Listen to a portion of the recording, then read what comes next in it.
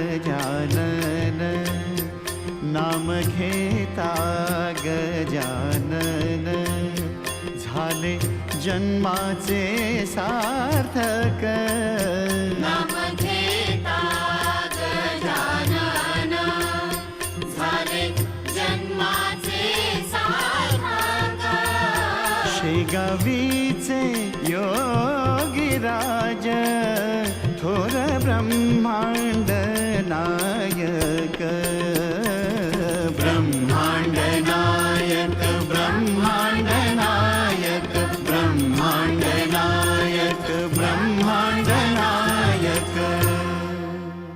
बाबा, अशी कोणती गोष्ट आहे जी माझी मलाच मिळवायची आहे? ज्ञान। दान धर्माच्या बाबतीत रामचंद्र भाऊजींचा हात कुणीही धरू शकणार नाही। आपण त्यांना भेटायला जातो तेव्हा आपल्याकडे एक गाठोड असतो, पण येताना त्याची 2 गाठोडी होतात।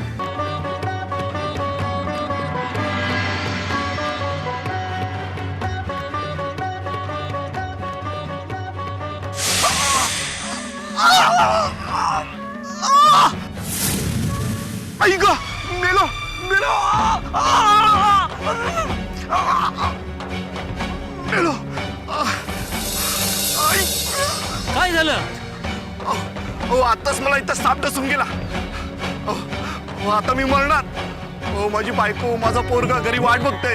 हो माझ्या पोराचा वाढदिवस आहे आणि आजच मला मरण येणार। या विचित्र योगायोगाला काय म्हणावं? प्रारब्ध। ऐक तुम्ही स्वस्त राहा, मी बघतो।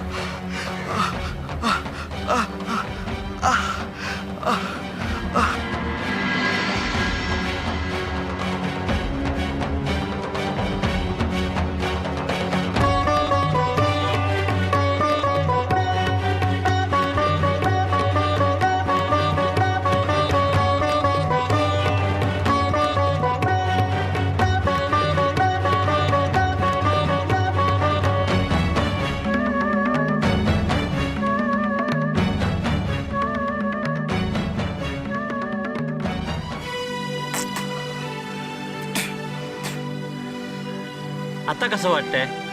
उत्तम। असं वाटतंय मला साप डसलाच नव्हता। खरंच तुमचे फार फार उपकार आहेत। तुमचे उपकार कसे फेडू? आज तुमच्या मुलाचा वाढदिवस आहे ना, मग मला तुमच्या घरी घेऊन चला। मला जे काय मागायचं असेल ते मी तुमच्या घरी मागेन। ठीक आहे बाबा, खरंच तुमचा पाहुणचार करणं मला भेटतंय हे मी माझं भाग्य समजतोय। चला।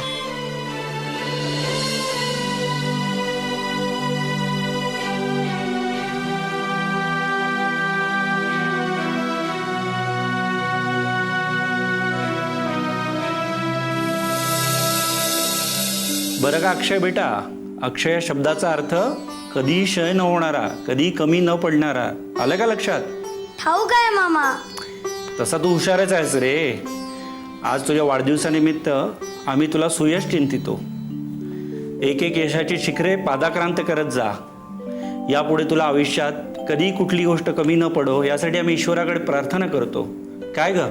हो, आज अक्षयचा वाढदिवस आहे म्हणून नाही बरं का वंश, पण आम्ही नेहमीच अक्षयसाठी ईश्वराजवळ प्रार्थना करीत असतो। ठाऊक आहे मला।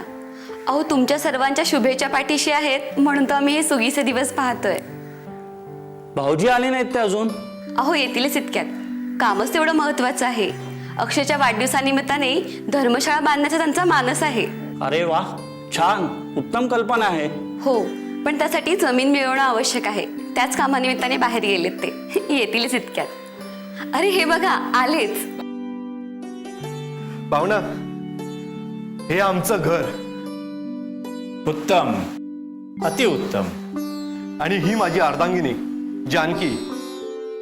आणि हा आमचा अक्षय, याचाच आज वाढदिवस आहे। अक्षय, नमस्कार कर काकांना। आयुष्यमान हो। रामचंद्र, तू जे आम्हाला देणार होतास ते आम्ही आता मागू शकतो ना? अर्थात। आपण माझे प्राण वाचवलेत। मी एरवी माझा शब्द कधी मोडत नाही। तुमचे प्राण ह्यांनी वाचवले म्हणजे? अगं, अत्यंत विषारी साप मी वाटेतून येत असताना मला चावला. मी गतप्राणच झालो असतो, पण या गृहस्थाने स्वतःच्या जीवाची पर्वा न करता माझ्या शरीरातलं विष शोषून काढून टाकलं. खरंच दादा, अहो तुमचे उपकार कसे फेडावे आम्ही? तेच तर सांगणार आहे मी. रामचंद्र, तुझं हे राहतं घर आणि तुझी सगळी संपत्ती आम्हाला दान करून टाक.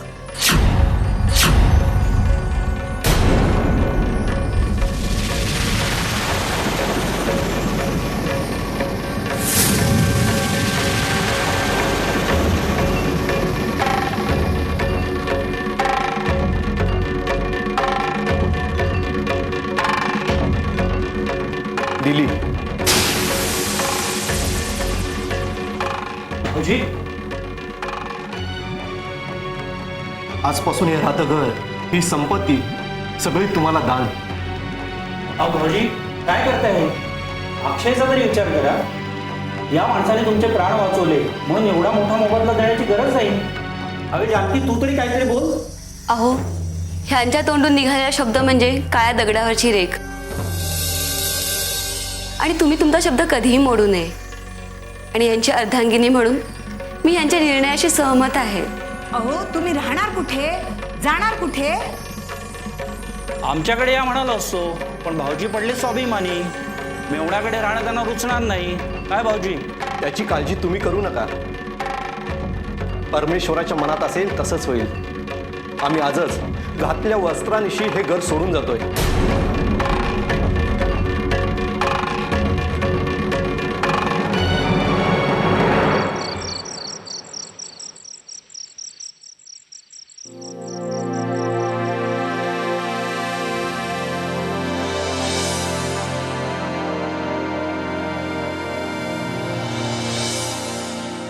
रामचंद्र भाऊ, गिरीशंकर, अरे अरे अरे अरे अरे, नाही म्हणजे राजाचा रंक होतो हे ऐकलं होतं, पण आज प्रत्यक्ष पाहायला मिळालं. याचं मला वाईट वाटत नाहीये, पण मी दिलेला शब्द खरा केला याचं माझ्या मनाला किती समाधान वाटतंय हे तुम्हीच काय पण कोणीही सांगू शकत नाही. खरंय, तुमचं सारंच जगा वेगळं.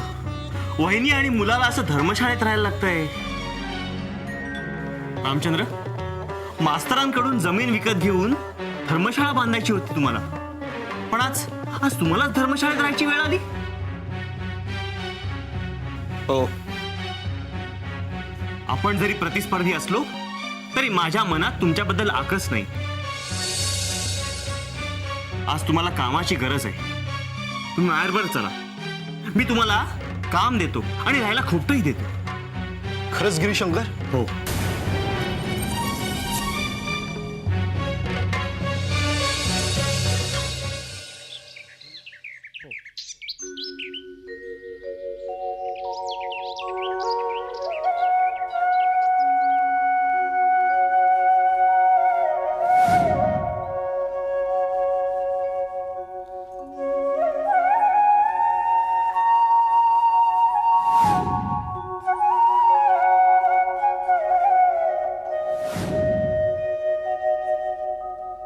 हे घ्या.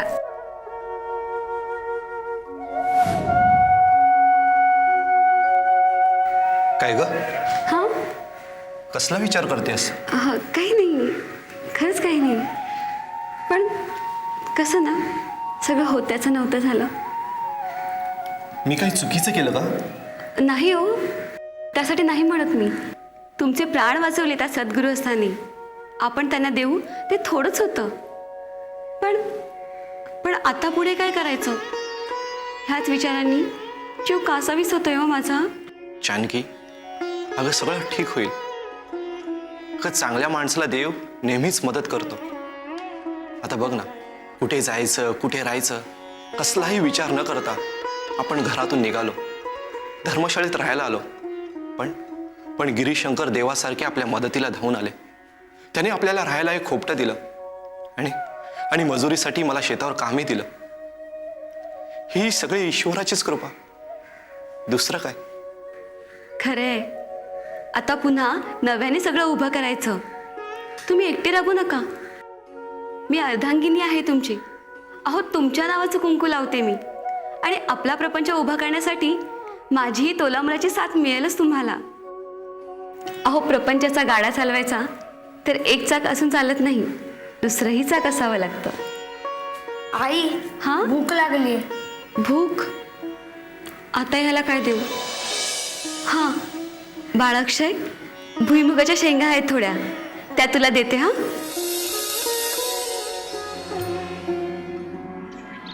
रामचंद्र भाऊ,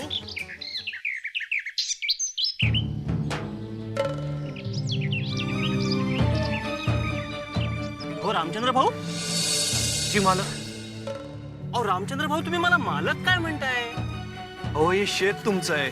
तुमच्या शेतात मी मजुरी करतोय, त्याची तुम्ही मला मजुरी देणार आहात, म्हणजे तुम्ही माझं मालकच झालं ना. नाही नाही, तसं नाही. अहो रामचंद्र भाऊ, चरितार्थ चालवण्यासाठी तुम्ही वणवण फिरू नये म्हणून मी तुम्हाला माझ्या शेतात मजुरी दिली. मला तुमचा हितचिंतकच समजा. मालक आणि मजूर असं नातं आपल्यात नाहीये रामचंद्र भाऊ. हा तुमच्या मनाचा मोठेपणा झाला, पण मी माझी पायरी सोडून कसं वागू? सदन होतो, पण आज निर्धन आहे, याची जाणीव आहे मला. आहे ती परिस्थिती स्वीकारली की माणसाला जगणं सुसह्य होतं. आपण राजा होतो, रंक झालो, याचं दुःख वाटेनासं होतं. लाख मोलाचं बोललात रामचंद्र भाऊ, पण तरीही मी तुम्हाला माझ्या शेतातला मजूर समजूच शकत नाही. तुम्ही काही म्हणा, तुमची इच्छा, पण मी तुम्हाला मालकच म्हणणार. जशी तुमची इच्छा. मी काय बोलू? धर्मशाळा बांधायचं तुमचं स्वप्न अपुरं राहिलं याचंच वाईट वाटतं. तुम्ही कशाला वाईट वाटून घेताय? परमेश्वराच्या मनात असेल तसंच होईल. त्याच्या मनात असेल तर याही परिस्थितीत तो माझ्याकडून धर्मशाळा बांधायचं कार्य पूर्ण करून घेईल. हो. हो ना? हा? हो. नाही, ठीक आहे, तुमचं चालू द्या, येतो मी.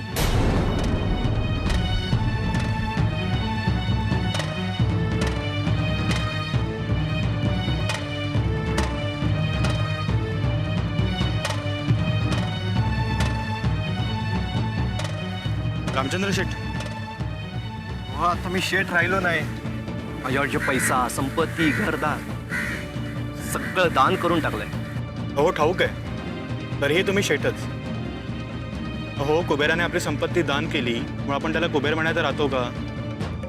हो, माझं एक काम आहे तुमच्याकडे. बोला, काय सेवा करू? माझ्याकडे काही पैसे आहेत, ते माझ्याजवळ राहिले तर गहाळ होतील. मला एक मदत करा, ते पैसे तुम्ही तुमच्याजवळ ठेवा. मला जेव्हा गरज लागेल तेव्हा मी घेईन. पण मी कुठे ठेवू? अहो, माझं छोटंसं खोपटं आहे, त्या खोपट्यात तुमचे पैसे सुरक्षित नाही राहू शकत. हो, तरीही ठेवा, माझा विश्वास आहे तुमच्यावर. अहो, पण ठेवा. हो.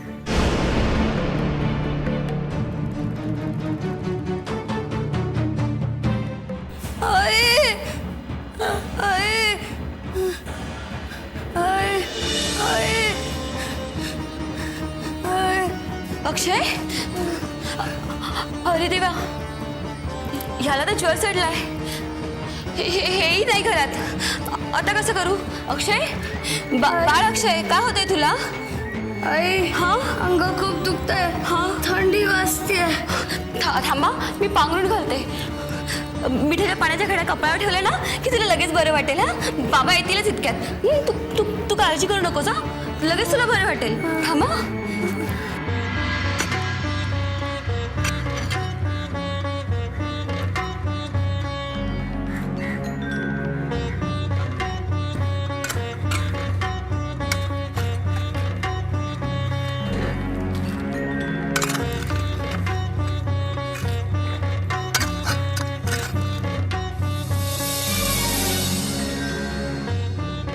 रामचंद्र भाऊ,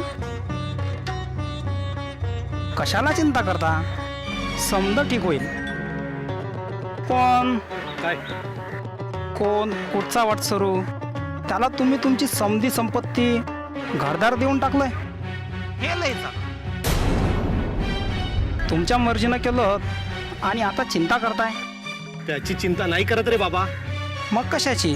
अरे, एक जोखीम येऊन पडले अंगावर, त्यातून कसं सावरायचं याचा विचार करतो. कोणती जोखीम येऊन पडली आहे म्हणता? मालक आले. राम राम राम राम मालक. राम राम वगैरे राहू दे. तुमच्यापैकी कोणी चोरी केली आहे ते सांगा. चोरी? काय बोलताय मालक? मी माझ्या पद्धतीने कबूल करायचं म्हटलं तर गावात आबरू राहणार नाही तुमची.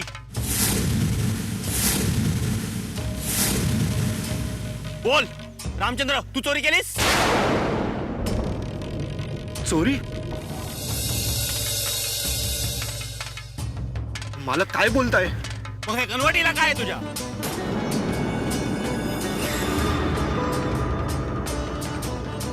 हे पैसे आहेत पण माझे नाही आहेत. या सकाबानं माझ्याजवळ ठेवायला दिले होते. काय रे सखाबा, काय म्हणतोय हा? बरोबर आहे का? छे मालक. हो, माझ्याकडे एवढे पैसे कुठून येणार? जरी माझ्याकडे एवढे पैसे असले तरी मी यांच्याकडे कशासाठी देऊ? हो, माझं घर नाही का मालक? बरोबर आहे. सकाबा, हे बरं नाही केलं. छान, स्वतःची संपत्ती फुकून टाकली आणि आता चोऱ्या माऱ्या करतोय. गिरीशंकर, घेतलंस ना माझं नाव? कुठे गेला तुझा मालक? रामचंद्र भाऊ, मला तुझ्याकडून ही अपेक्षा नव्हती. तुम्ही देशोधडीला लागलात म्हणून मी तुमची मदत करत होतो. त्याचे आशे पांग फेडले तुम्ही, विश्वासघात केलात तुम्ही. मी काही नाही, तुमचा दान धर्म वगैरे सगळं खोटं आहे. तुम्ही धूर्तात, कपटी आहात. याचं चोरायचं, त्याला द्यायचं, याला दान धर्म म्हणत नाही. चला निघा, नाहीतर गावातून गाढवावरून धिंड काढीन. चल निघ. सकाबा, मी हे चांगलं नाही केलं. चल निघ, नाहीतर गावात धिंड काढीन.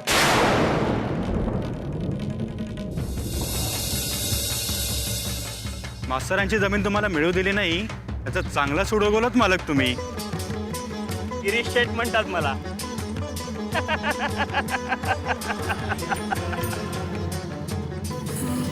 अक्षरशः अंगात ज्वर चढलाय. थांबा बाळा. बाबा येतीलच इतक्यात.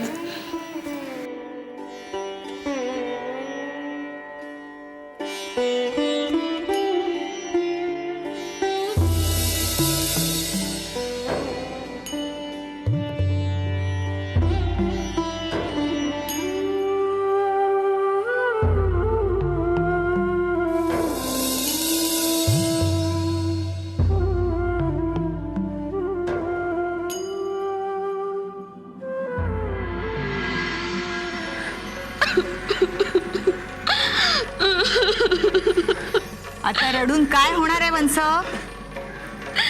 वहिनी, दान धर्म करावा माणसानं, पण तुमची तर तराचा जप. नेसलेलं सोडून द्याल कोणालाही. घरदार सारी संपत्ती दान करून टाकायची काय गरज होती मी म्हणते.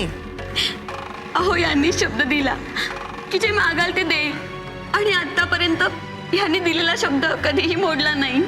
मग भोगा, मोलमजुरी करण्याची पाळी आली ना.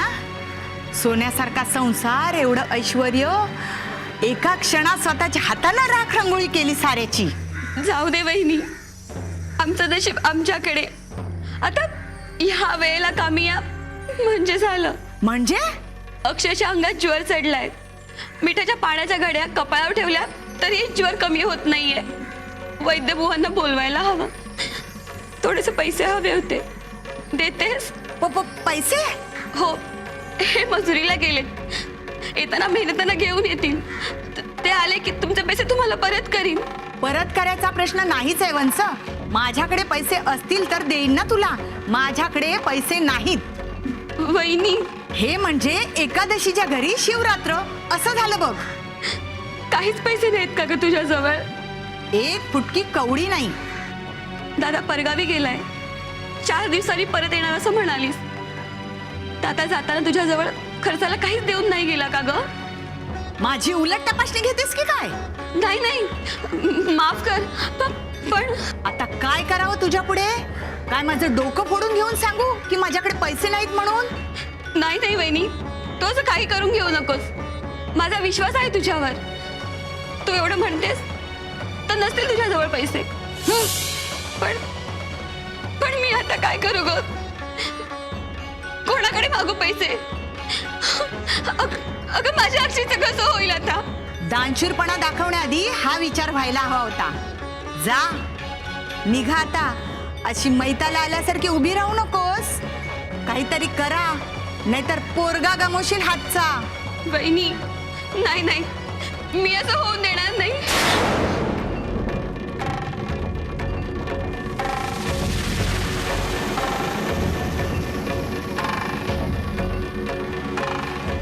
तू ज्यांना आपली माणसं समजतेस जानकी, त्यांची खरी ओळख तुला आत्ता पटेल. संकटाच्या वेळी कोण आपलं कोण परकं ते समजतं. या घरात राहायचं असेल तर माझी इच्छा पूर्ण करावी लागेल. चल नाही, चल दुसरा चल. मालकीण बाई, आई आणखी शेखर भाऊनी माझ्या अंगावर हात टाकला. नाही आई, ही खोटं बोलते. घरात कुणी नाही पाहून ही मला जाळ्यात अडकवण्याचा प्रयत्न करत होती.